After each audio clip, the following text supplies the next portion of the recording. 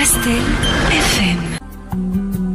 Bonjour à tous et à toutes, vous êtes sur Pastel FM 99.4, c'est Khadija de la coopérative Shibani.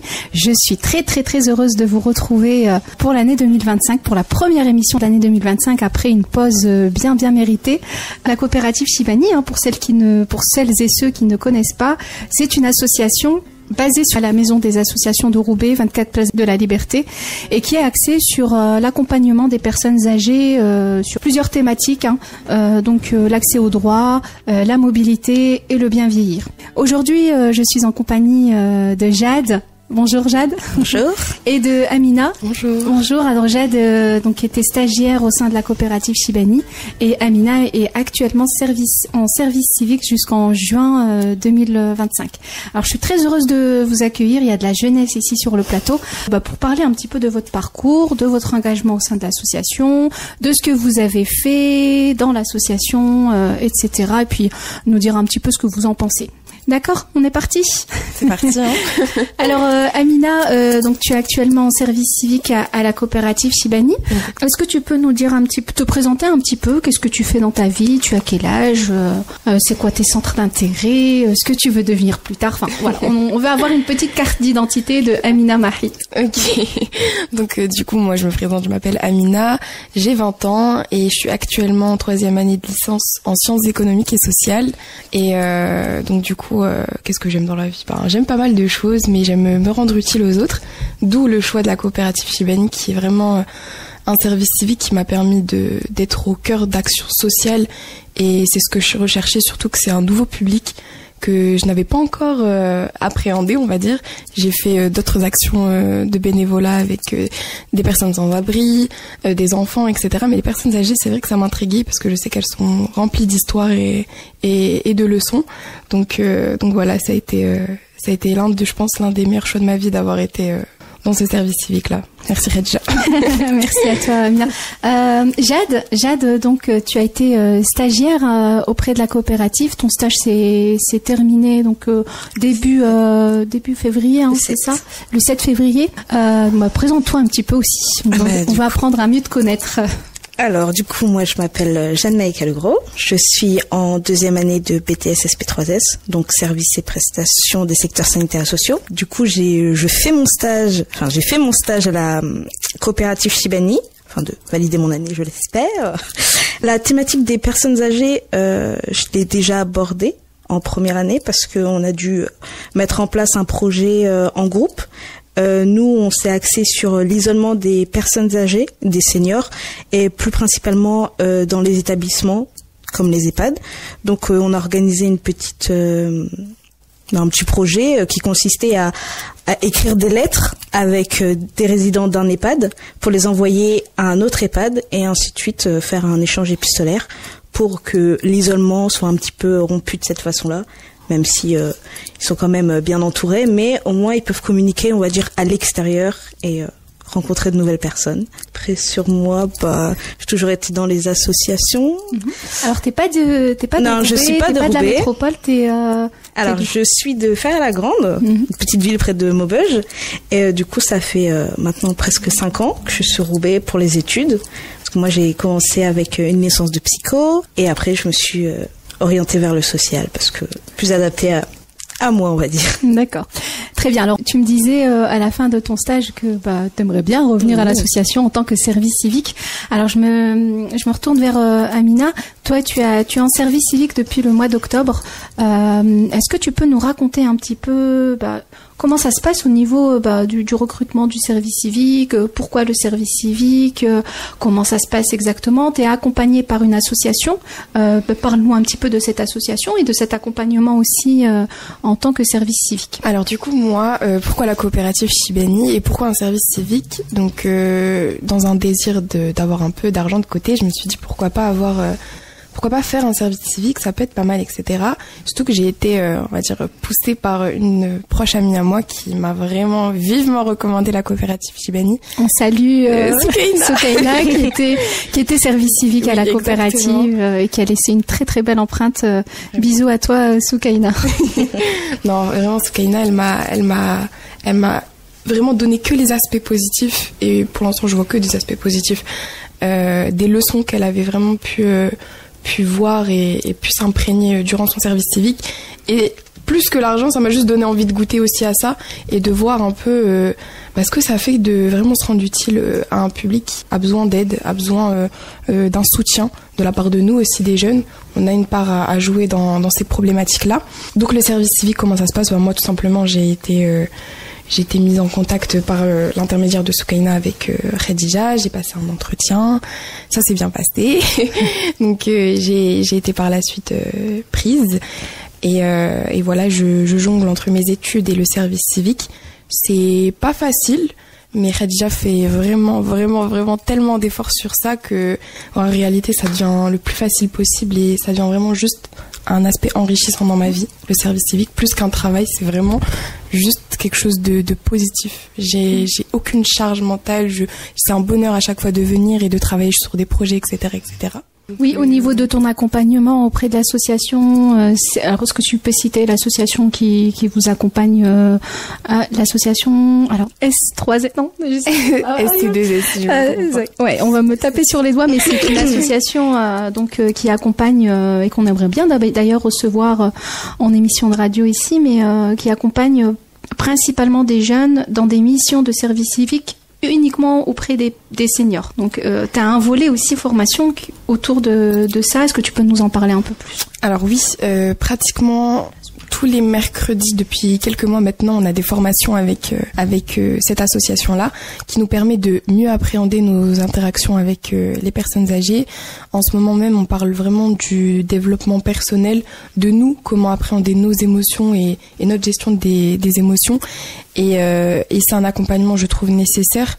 Ça passe par des formations, mais les formations, elles sont très très bien faites dans le sens où c'est ludique, c'est agréable, c'est pas juste 3 heures où on écoute quelqu'un parler, non, c'est vraiment quelque chose de très interactif et j'apprécie ça tout particulièrement. Donc ouais, non, c'est un vrai bonus dans nos actions au quotidien. J'ai ma petite carte devant moi, donc c'est l'association Service Civique Solidarité Senior, donc qui déploie, donc qui accompagne en fait le service civique de son recrutement jusqu'à la fin de son service civique. Il y a aussi un accompagnement au niveau de ton projet aussi professionnel. Voilà, donc on salue l'association Service Civique Senior. Jade, toi, tu es donc en 2e année de BTS, hein, c'est ça? C'est ça. C'est quoi la suite de ta formation? Alors moi j'aimerais bien partir en licence pro, donc gestion des établissements sanitaires et sociaux, pour ensuite devenir assistante de direction, prendre de l'expérience et pourquoi pas un jour devenir directrice, quoi. J'ai 2 grandes inspirations, on va dire. D'accord. Mais il faut viser haut pour bien sûr, il faut jamais être déçu de ce qu'on fait, quoi. Tu as déjà effectué des stages auparavant? Alors, j'ai fait un stage du coup durant ma première année, mais là j'étais dans un centre de formation toujours à Roubaix, à le Créfo. Très très très bien ce stage. J'ai pu aborder, on va dire, ce qu'on voit avec les personnes, enfin pas avec les personnes âgées, mais un public un petit peu plus jeune, parce que il y avait quand même des personnes qui étaient proches de la retraite et qui, pour bénéficier d'une retraite, devaient se former, passer, on va dire, 1 année ou quelques mois dans le milieu professionnel pour ensuite pouvoir percevoir leurs allocations de retraite, quoi. Mais j'ai bien aimé comment c'était fait. Ils ont des cours le matin, on leur apprend à créer un CV, on leur apprend à passer des entretiens, à utiliser l'ordinateur, toutes des choses que ces gens n'ont pas forcément avec eux, parce que moi j'ai fait des entretiens avec ces personnes-là. Et j'ai pu voir que par exemple il y avait un monsieur, il avait pas du tout d'ordinateur, donc chez lui venir au centre de formation, pour lui c'était super, il découvrait ça, donc c'est plaisant à regarder. Pareil, des femmes qui avaient des passions pour la cuisine, des choses comme ça, on a pu les caser avec des partenaires dans des boulangeries, ils ont pu vraiment expérimenter, c'est vraiment ça que j'aime, j'aimerais faire ça. Et du coup il y en a plein qui se sont, on va dire, découverts, et ça c'est chouette. D'accord, super. Alors on va peut-être faire une petite pause musicale et puis on se retrouvera après avec justement vos actions, vos missions au sein de la coopérative. Vous allez nous en dire un peu plus. On commence peut-être par ta chanson, Amina. Donc, je te laisse présenter ta chanson. C'est laquelle? Ok, donc c'est Future de Halal Beats. Donc c'est un anachid tout simplement qui, je trouve, peut être entraînant en début de journée lorsqu'on veut faire des petites choses. Je trouve que c'est sympa à l'écoute. Donc voilà, vous l'écouterez et vous me direz ce que vous en pensez. Et tu le dédicaces à? Je le dédicace à nos adhérents, à nos Shibani. À nos Shibani. Ok, très bien. Merci beaucoup Farouk. On se retrouve juste après la pause musicale.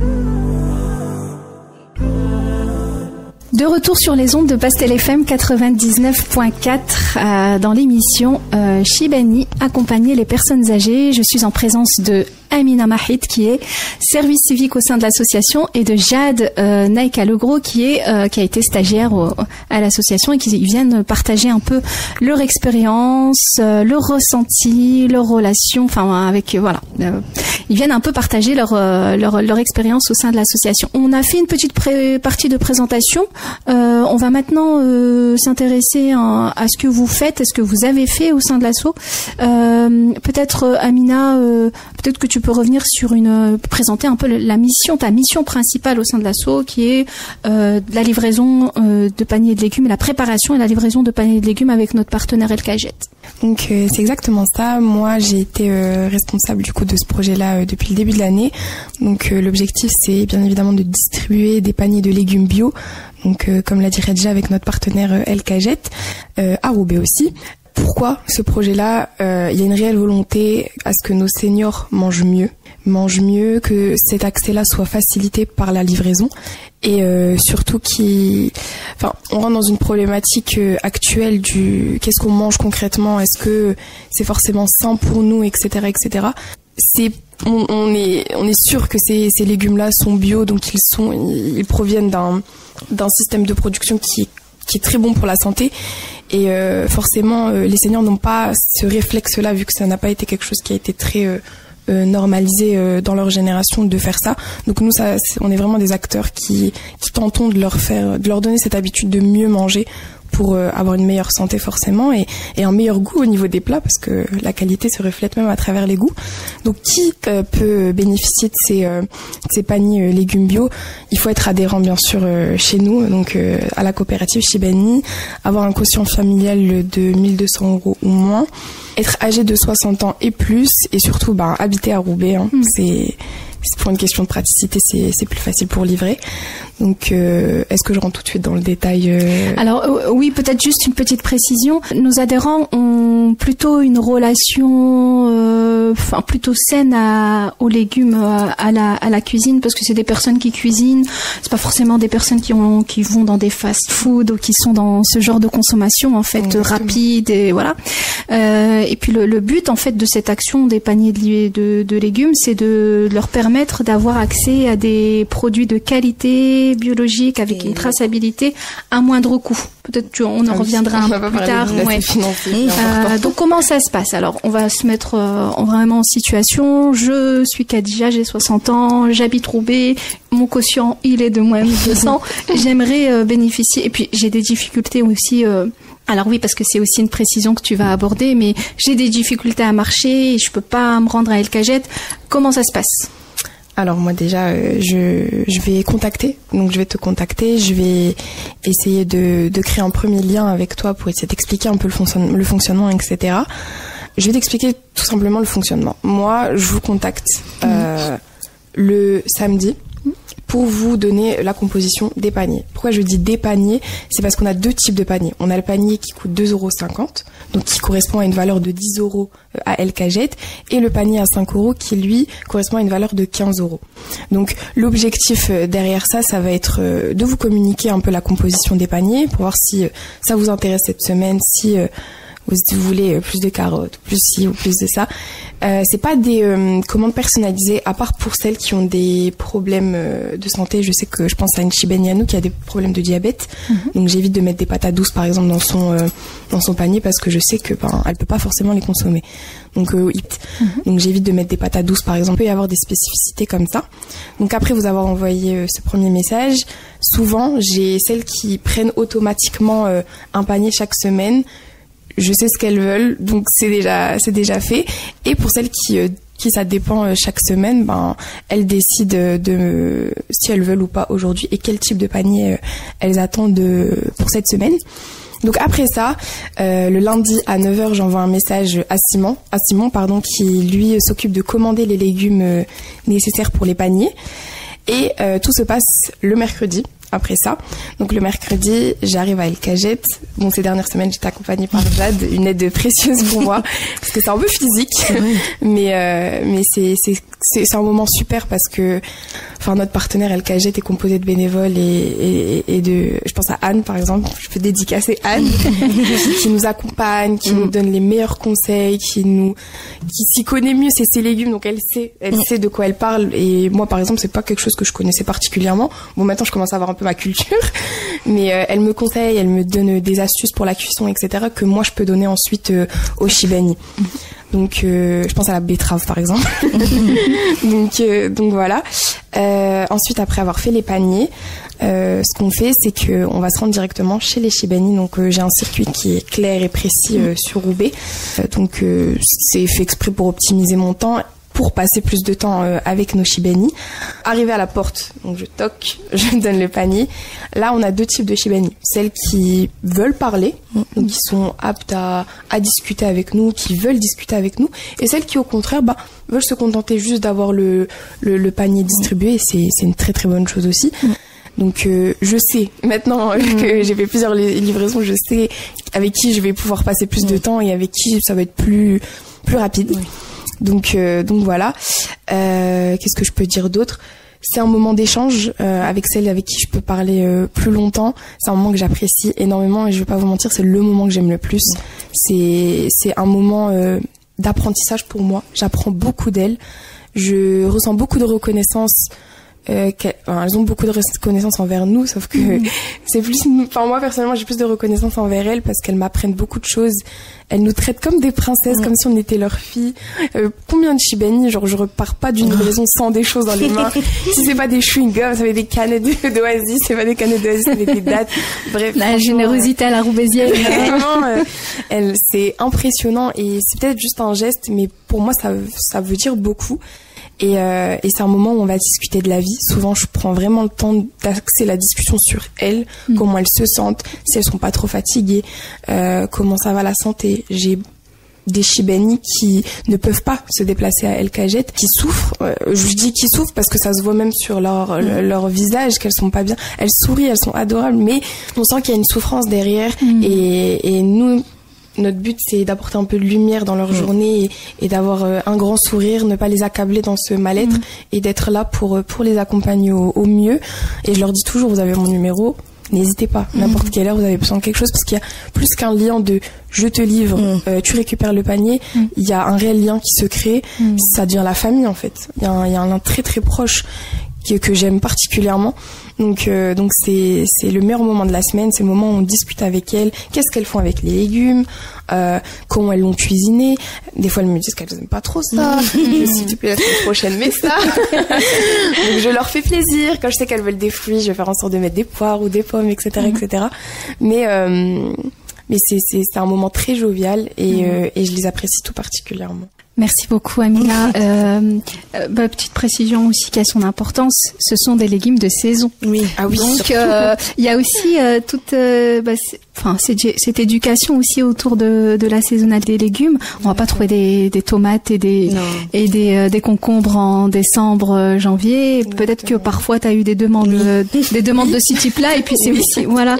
Donc ça te permet aussi derrière de dire et c'est des choses qu'elles savent parce que à l'époque elles ont quand même un passé plutôt très étroit avec la terre, avec la culture des légumes, mais qu'on oublie parce que dans nos étals de supermarché, dans nos étals des marchés, il y a de la tomate et des concombres toute l'année et c'est aussi important de leur rappeler aussi qu'il y a des saisonnalités et que voilà. Donc tu disais que Jade t'avait accompagné pendant ces missions. Jade, c'est à toi de parler. Dis-nous un petit peu ce que t'en as pensé, tes ressentis, comment t'as vécu les livraisons et puis on va aussi aborder parce que toi t'étais aussi en stage pour apporter aussi une spécificité technique, on va l'aborder un peu plus tard. Bien alors, la livraison, c'est très bien organisé. Franchement, Amina fait ça très très bien. On se voit du coup souvent vers 13h. On se rejoint à la MDA. Elle me partage du coup ses notes avec le tableau, avec tous les légumes qu'on va devoir peser, répartir dans les différents paniers. Donc après, on va chercher la petite voiture, on va à El Kajet, on pèse tout, on répartit dans les paniers, on charge et là la livraison commence. Et comme elle dit, c'est vraiment un moment, très gratifiant parce que on arrive, on est un peu gêné, un peu au début. Enfin moi c'est ce que j'étais un peu gênée, bonjour, mais tout de suite merci. Enfin les gens sont très, ils sont contents de nous voir arriver. C'est pas un problème, mais ils sont vraiment très contents de nous voir, de nous offrir des choses, qu'on discute un petit peu avec eux. Donc oui, ça c'est très gratifiant, c'est fait plaisir. Tu te sens utile. On se sent utile. Et du coup moi, durant mon stage, j'étais là pour apporter, on va dire, du cadre à ce projet, et j'étais là pour créer un outil qui permettrait d'évaluer la qualité du service rendu. Donc on se rend compte que certes l'idée est bonne, mais peut-être que ça marche pas, donc peut-être qu'il y a aussi des choses à améliorer. Ouais. Donc là, on part sur la base d'un petit questionnaire, mais même là, des fois, c'est un peu dur de leur poser les questions. Elles ont peut-être pas envie de répondre, ou peut-être qu'elles savent juste pas. Par exemple, question simple, qu'est-ce que vous avez fait cette semaine avec les légumes de la semaine dernière? Oh, vous savez, je me rappelle plus.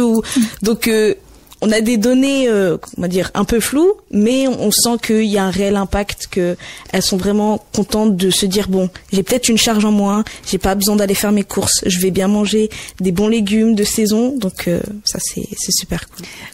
Alors tu fais bien de le rappeler, Tu as parlé de projet parce que c'est vraiment un projet qui s'articule autour de 3 actions. Là, on fait un focus sur les paniers de légumes. C'est un projet, on a été donc soutenu par le département, le CNSA et la conférence des financeurs et qui regroupe 3 actions. Donc la livraison des paniers, les ateliers nutrition que tu as encadré avec moi et tu vas peut-être en parler. Et puis la visite aux maraîchers qui vont venir un peu plus tard dans l'année. Donc c'est vraiment comme une sorte de cercle vertueux et c'était très important. Voilà, c'était très important que tu viennes pendant le stage et que tu nous apportes aussi des outils d'évaluation en fait de nos actions parce que comme tu dis, on dépose les paniers, mais c'est bien aussi de savoir comment ont été utilisés les légumes, comment ils ont été cuisinés, ce que les adhérents en ont pensé, ce qu'ils aimeraient améliorer, ce que ça a changé dans leurs habitudes aussi alimentaires peut-être. Bien sûr. Donc peut-être approfondir peut-être un peu plus le côté technique que tu es venu apporter et puis les questionnements aussi qu'on a eu. Oui, parce que par exemple pour les ateliers cuisine, donc on a organisé ça avec la diététicienne Sarah. On avait pensé à un petit questionnaire, 10 questions, on s'est dit bon, c'est des personnes âgées, peut-être qu'on n'aura pas le temps, 10 questions bien ciblées, ce sera parfait. Et au final, on s'est rendu compte que au moment de répondre aux questions, certaines oui, c'était super, moi j'ai bien aimé, mais qu'est-ce que je pourrais dire de plus? Donc on s'est dit, on a pensé à 2 du coup, une petite vidéo de même pas 1 minute où on leur pose des questions pour avoir l'expression du visage aussi, parce que ça c'est très important, et à l'écrit, parce que certaines, on devait les accompagner pour écrire, leur aider à chercher leurs mots aussi pour retranscrire vraiment ce qu'elle voulait dire. Donc oui, je pense que pour l'atelier cuisine, les petites vidéos avec une petite grille de quelques questions, ce sera beaucoup plus parlant que juste un questionnaire. C'est pas adapté vraiment à ce, on va dire, à ce type de population. À ce public parce que il y a pas le rapport. Oui, il y a aussi un petit peu la barrière de la langue. Et ça demande aussi beaucoup d'efforts d'accompagner dans oui, c'est du temps en plus déjà que l'atelier cuisine, ça prend du temps. On prévoit une durée de temps d'environ 3 heures, mais on déborde la plupart du temps souvent parce que elles sont contentes de se voir, elles sont un peu dissipées, on fait des ateliers, on mange ensemble, après elles veulent plus partir, faut faire le thé, après faut nettoyer. Donc c'est plein de choses, même si on y pense, c'est impossible. Donc il faut toujours revoir, un petit peu ajuster. Alors, est-ce que tu peux nous parler des ateliers nutrition? Alors, je dis bien nutrition, cuisine aussi, mais nutrition parce qu'il y a cet encadrement par une diététicienne. L'année dernière, on avait fait des ateliers cuisine où j'avais un petit peu organisé de sorte à ce que les adhérents viennent avec une cuisine, une recette et voilà. Là, c'est vraiment différent parce que c'est encadré par notre diététicienne qu'on salue, Sarah Zerouki. Est-ce que tu peux, t'as assisté à 2 ateliers nutrition maintenant? Oui, bien sûr. Est-ce que tu peux nous en dire un peu plus? Alors, le présenter un peu. Donc, on a commencé par, avec toi et Sarah, on a commencé par choisir un thème qu'on voulait aborder. Donc, on a commencé par le thème des farines. Et donc, pour le tout premier atelier nutrition, on était parti sur la fameuse pizza sans pâte. Et donc, ça a eu des très très bonnes astuces. Donc par exemple le chou-fleur râpé pour constituer la pâte. Après garnison habituelle, mais ce qui est bien c'est que elle nous prépare des petits ateliers, enfin pour les adhérents et c'est très éducatif parce que quand on remplit le questionnaire, quand on leur dit qu'est-ce qui vous a marqué, oui c'est vrai, moi j'étais surpris de savoir que la farine d'un tel venait d'un tel continent ou par exemple elle nous a fait une petite anecdote sur les olives, tout le monde l'a retenu et on se dit que petit atelier, ils sont un peu en compétition, ils jouent, donc ça rentre mieux dans la tête et je trouve qu'elle a une bonne façon très ludique de leur faire comprendre et ça c'est bien et du coup ça encadre. Pareil pour l'atelier de samedi dernier, donc là c'était on a fait des burgers. Encore une fois sans farine vraiment, donc par exemple le pain c'était une gaufre de patates douces, après on a fait un petit confit d'oignon, une petite salade avec de l'avocat et de l'ananas, quelque chose que peut-être elles n'ont pas l'habitude de manger, parce que c'est ça aussi, leur dire regardez l'ananas vous le mangez comme ça, mais regardez en salade c'est super bon, les gaufres vous aimez en faire, mais imaginez une version salée avec des patates douces, ça peut être tout aussi bien. Donc et le steak, le steak qui a eu beaucoup de succès. Steak fait en lentilles corail avec un tu mélanges de concentré de tomates, des petites épices pour... Ça, c'était très très bon. Et même tout seul avec avec les oignons frits, on s'est régalé. On s'est régalé, ouais. Non, c'est très très bien tout ce qu'elle fait, et vraiment comment c'est organisé. Je trouve ça bien parce qu'ils sont vraiment contents de se retrouver, partager un moment où ils vont cuisiner ensemble, parce que la cuisine ça rapproche énormément. Bien sûr. Et les voir heureux après de repartir, limite devoir les pousser vers la sortie, ça c'est là qu'on se dit qu'on a réussi. Ouais. Exactement, exactement ça. Nous sommes dans l'émission Shibani accompagner les personnes âgées, une émission proposée et animée par la coopérative Shibani. Alors aujourd'hui, on aborde un projet qu'on mène à la coopérative Shibani, un projet qui regroupe plusieurs actions, mais là on est vraiment focus sur la livraison des paniers de légumes avec la service civique Amina Mahit et stagiaire Jade Naïka Legros. Je voulais juste peut-être rappeler que le projet est soutenu par le département du Nord, par la CNSA et par la conférence des financeurs, donc sur 2 années, donc 2026 pardon, et on est très très heureux à la coopérative de pouvoir se rendre utile au plus près des problématiques d'alimentation de notre public. Donc c'est vraiment une très très belle opportunité et on remercie nos financeurs. Alors peut-être revenir avec toi, Amina, tu parlais de la livraison. Alors il y a aussi une autre option et qu'on privilégie aussi beaucoup parce que la livraison c'est pas la finalité, mais on peut également se rendre à El Kajet en étant adhérent de la coopérative. Comment ça se passe dans ces cas-là? Alors, du coup, comme l'a très bien dit Khadija, la livraison, elle est vraiment privilégiée pour les personnes qui sont en manque de mobilité, donc des personnes pour qui c'est compliqué de porter un panier sur une longue distance, qui n'ont pas forcément de voiture, etc. C'est vraiment ces personnes qu'on privilégie pour la livraison. Sinon, forcément, le fait d'être livré perd un peu son sens. Il est aussi question aussi pour les personnes qui sont capables de marcher, capables de se rendre à El Kajet, de faire un choix de ce qu'elles veulent concrètement et ne pas avoir cette imposition de composition. Elles peuvent vraiment choisir selon leurs préférences, qui est beaucoup mieux, je trouve. Donc voilà, c'est comme l'a très bien dit Khadija, la livraison, c'est pas une finalité. Au contraire, la deuxième option est tout aussi bien. Elle est propre à vos propres choix, donc c'est ce qu'il y a de plus viable pour le projet dans l'avenir. Parce que effectivement, alors la livraison concerne vraiment les personnes qui ne peuvent pas se déplacer et qui sont un peu isolées aussi, parce qu'il y a tout le volet rompre l'isolement, le fait que vous passiez du temps, que vous parliez avec elle, etc. Donc c'est très très bien. Mais quand la personne âgée peut se déplacer et peut aller jusqu'à El Kajet, il y a aussi cet aspect rompre l'isolement qui est aussi là-bas à El Kajet, avec toute l'équipe bénévole, avec toutes les personnes qu'elle peut rencontrer, et puis il y a aussi la mobilité aussi qui a travaillé, donc c'est important. Exactement, le contact humain à El Kajet est aussi important, surtout dans ces moments où on choisit nos légumes. C'est des personnes qui conseillent très très bien, encore une fois elles connaissent très très bien les produits qu'elles vendent, donc le mieux du mieux c'est de se rendre directement là-bas.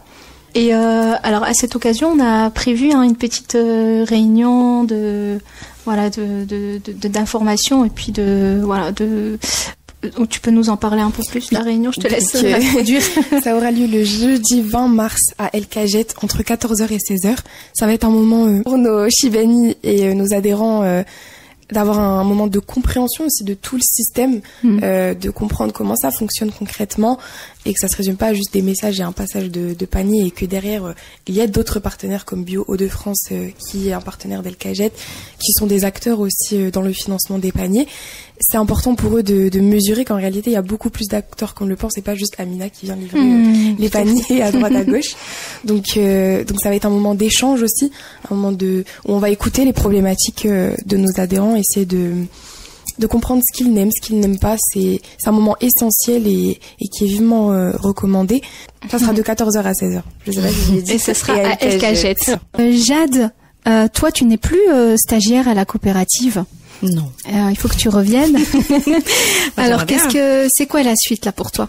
La suite des études? La suite des études, et puis la suite aussi de ce que tu as fait à la coopérative. Tu dois forcément en rendre compte, tu dois étudier aussi tout ça là. Qu'est-ce que tu vas en faire? Tout ça va devenir gros rapport de stage avec l'action principale, c'était de vous fournir des outils d'évaluation de la qualité des services que vous rendez. Donc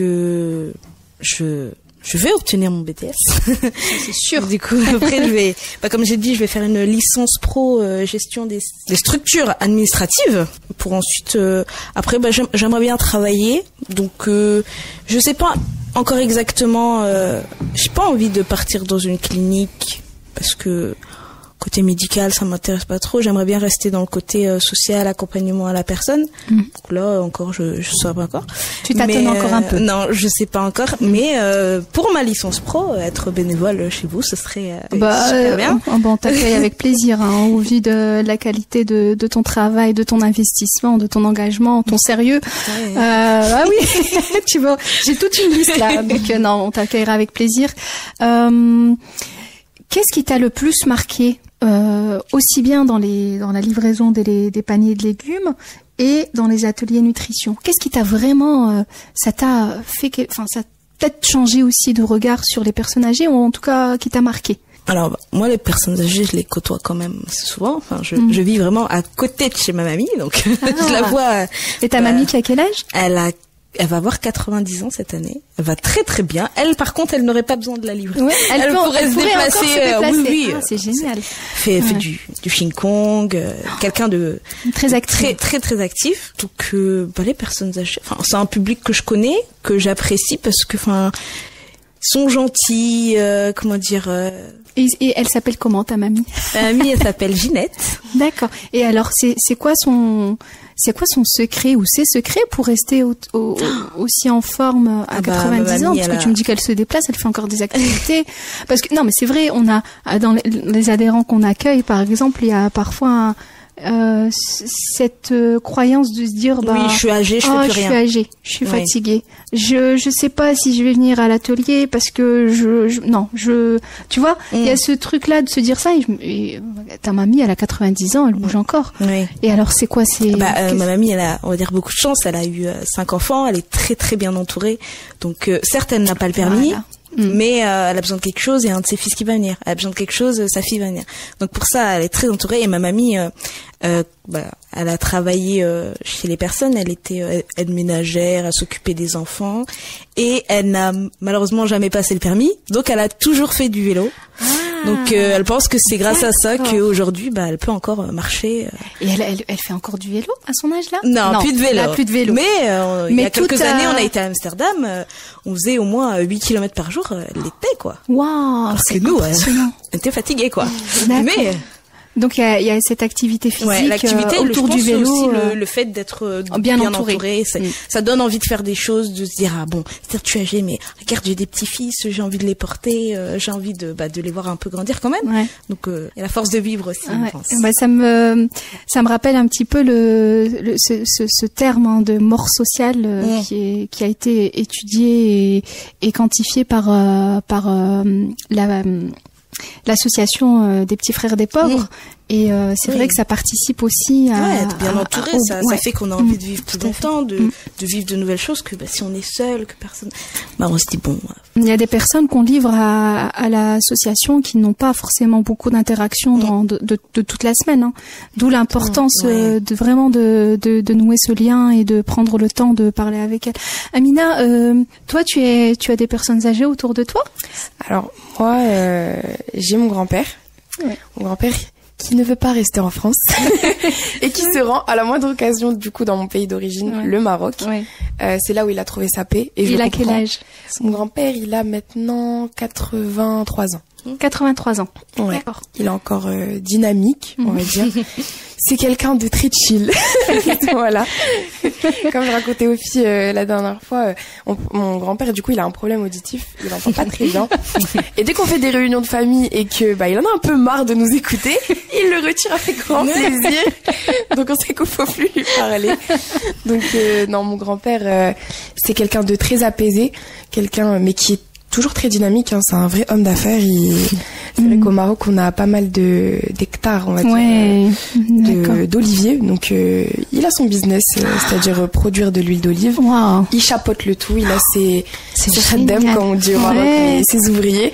Et je suppose qu'il doit encore toucher à la terre. Bien sûr. Enfin, je vais dire, dans ma conception parce que tu dis business, tu chapeautes et puis tout faire.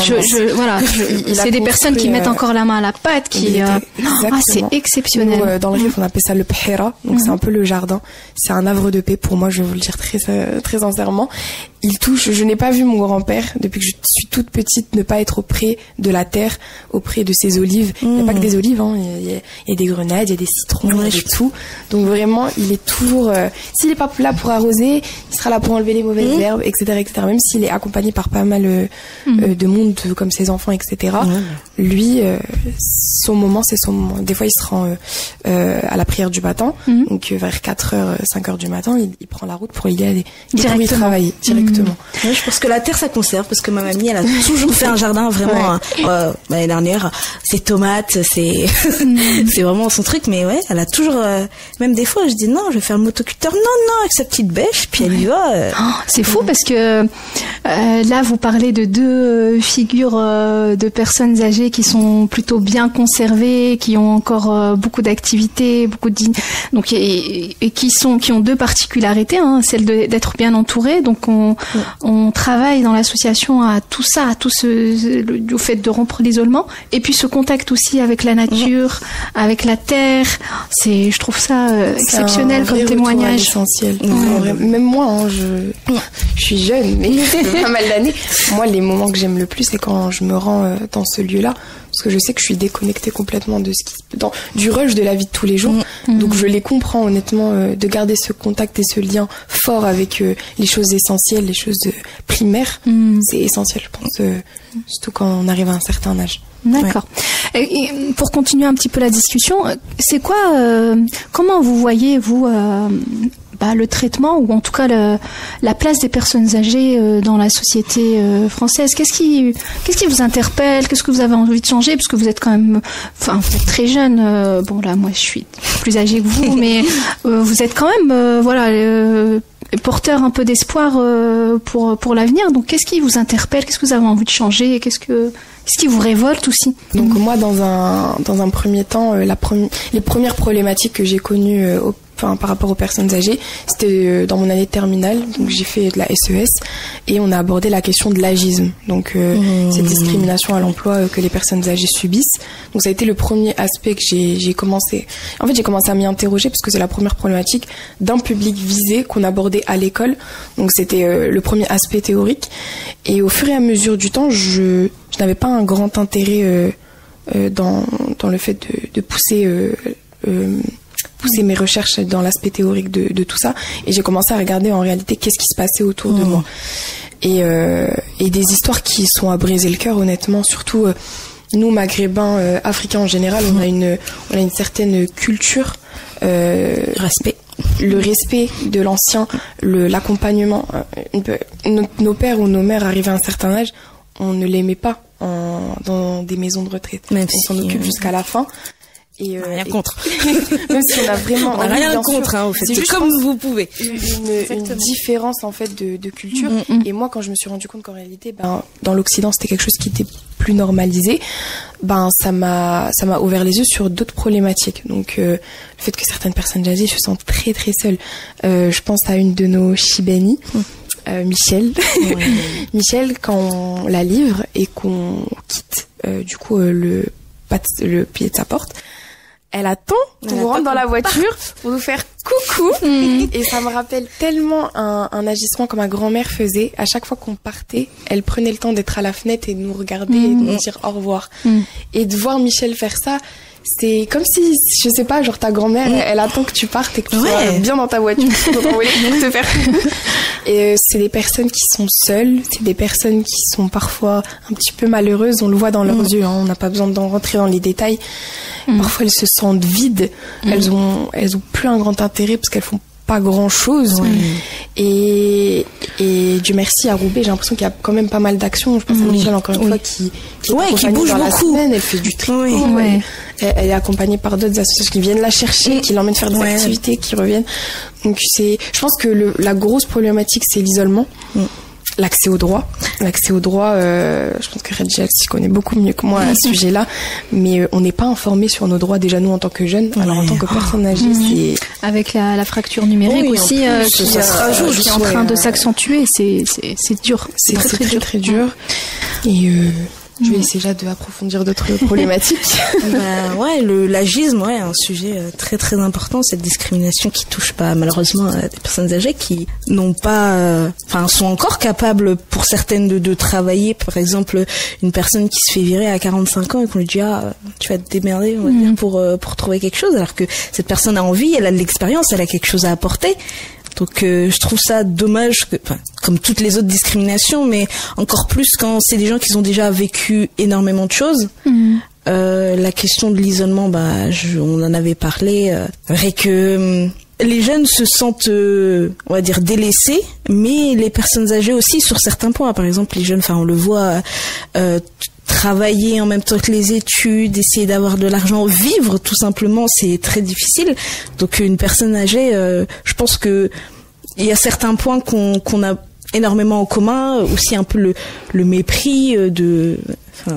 c'est très intéressant ce lien que tu fais entre on vit les mêmes problématiques, c'est juste que c'est génial. On est très très âgés, mais on vit la même chose. C'est les jeunes, vous servez encore à rien et tout, alors que les vieux, c'est vous servez à rien, restez dans votre coin. C'est comme si on valorisait uniquement les actifs, en fait. Que les actifs. Quand t'es dans les deux extrêmes, tu comptes plus, malheureusement. Tu passes à la trappe. Exactement.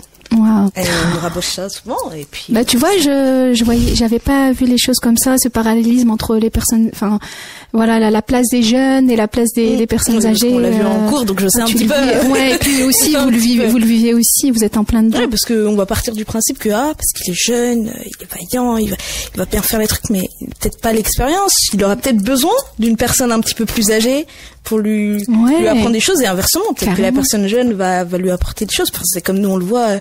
Une fois on a eu des petites discussions. On était là pour recadrer, pour apporter nos connaissances que cette personne n'avait pas forcément, et après ça s'est éclairé même si... mais au moins on a pu donner notre point de vue, et elle a pu peut-être comprendre ou peut-être juste écouter, et ça c'est très très bien. Parce que on dit toujours les jeunes on peut pas parler avec eux, mais faut leur laisser le temps de parler, le temps de réfléchir à ce qu'ils ont dit, peut-être que certes t'es jeune, mais t'as vécu des choses qui font que t'es en droit d'en parler. Et ça c'est très très important. Super. Bon, écoutez, on arrive à la fin de l'émission. Vraiment, merci beaucoup les filles. On a eu un peu de mal à caser l'heure, et je sais que vous êtes toutes les deux prises, donc merci pour votre disponibilité. Donc je rappelle, Jade, tu es actuellement en dernière année de BTS, en BTS sanitaire et social, c'est ça, au lycée Sévigné. Et Amina, tu es en licence SES, c'est ça? Exactement. En 3e année, donc l'année prochaine le master. Et tu es également service civique au sein de l'association. Donc on a un petit peu parlé des actions qu'on met au sein de l'association, donc autour de la livraison des paniers de légumes, autour des ateliers nutrition qu'on a abordé brièvement avec Jade. On a également là c'est en cours de construction des visites chez les maraîchers, donc on parlait de ce lien à la terre là, pour le coup on est en plein dedans.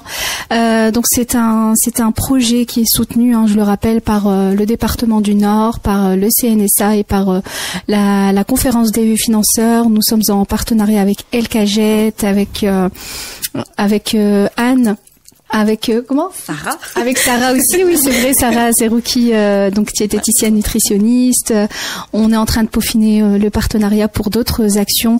Donc je voulais aussi également remercier Pastel FM, Farouk pour cette émission mensuelle très très importante. J'en profite pour remercier nos adhérents d'être toujours présents, de remercier aussi les bénévoles pour leur engagement au sein de l'association. Et puis je pense que c'est bon. Est-ce que vous avez un petit mot de la fin, les filles?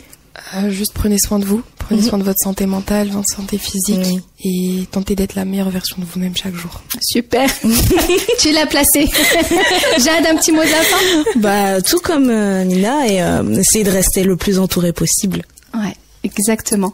Alors, je ne vais pas en rajouter plus.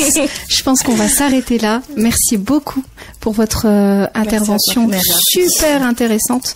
Et pour nous, on se retrouve donc le mois prochain pour la prochaine émission. On sera en plein mois de Ramadan, donc je pense qu'on va faire une émission avec les bénévoles, comme on l'avait fait l'année dernière plutôt. Pour ma part, je vous retrouve en permanence sociale, en permanence handicap.